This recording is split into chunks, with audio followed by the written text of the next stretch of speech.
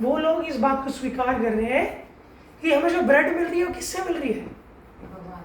भगवान से। सर्वप्रथम बात यह कि हर चीज के स्रोत कौन है?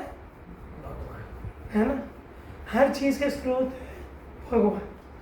परंतु प्रभुपाद इस बात को रखते हुए बात बोलते हैं कि भक्त कैसे इस बात को सोचता है।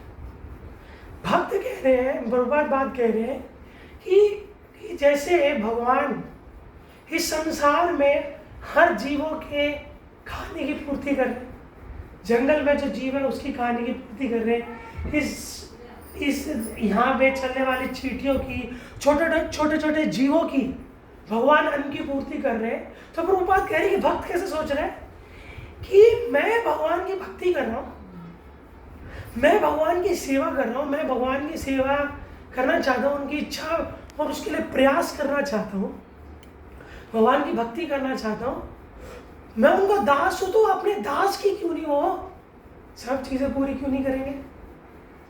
ये बात रख रहे हैं कि भक्त कैसे सोचते हैं। भक्त ऐसे सोचते हैं कि जब भगवान सभी जीवों की, संसार के सभी जीवों के लिए सभी साधन प्रोवाइड करा रहे हैं, हवा, जल, अग्नि, सूर्य, चंद्रमा, ये सभी जो प्रकृति में अन्न के उत्पादन में परम आवश्यक है, वो सब चीज़ें भगवान सभी को प्रोवाइड करा रहे हैं। तो भगवान मुझे क्यों नहीं प्रोवाइड कराएंगे? मुझे क्यों नहीं प्रोवाइड कराएंगे? तो प्रभुपाद ये बात बोलते हुए कह रहे हैं कि जब भगवान सबको प्रोवाइड करा रहे हैं तो भक्त को तो अवश्य ही प्रोवाइड कराएंगे, भक्त को अवश्य ही प्रोवाइड कराएंगे। तो ये बात बोल के भगवान क्या कहते हैं? प्रभुपाद कहते हैं कि इसलिए जब भगवान सभी चीज़ों की पूर्ति सबके लिए कर रहे हैं, भगवान भक्त के लिए तो विशेष रूप से कर रहे हैं। भगवान भक्त के लिए विशेष रूप से कर रहे हैं। भगवान जैसे कि भगवान भगवद गीता में कह रहे हैं, क्या कह रहे हैं भगवान? कि योग क्षेमम वहाम्य, कि जो भक्त के पास नहीं है उसकी तो मैं पूर्ति करता हूँ, और जो उसके पास है उसकी मैं रक्षा करता हूँ, है ना? उसकी मैं रक्षा करता हूँ। तो अब बात आती है कि रक्षा, है ना? रक्षी इति विश्वासो गोप्तत्वे वर्णम तथा।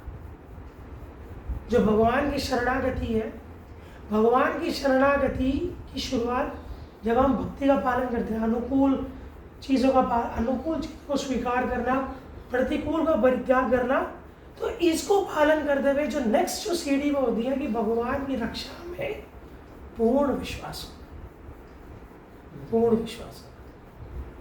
तो इसका अर्थ क्या है? हम आज की चर्चा में इस विषय पे बात करने का प्रयास करेंगे कि इस बात का एक्सटेंट क्या है। एक्सटेंट समझते हैं कि हम ये कहते हैं कि भाई भगवान की रक्षा में पूर्ण भरोसा होना चाहिए। तो भगवान की रक्षा में पूर्ण भरोसा होने का मतलब क्या है ना?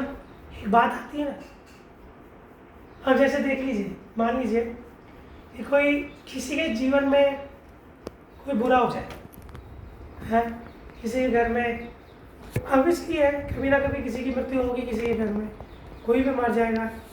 तो जनरली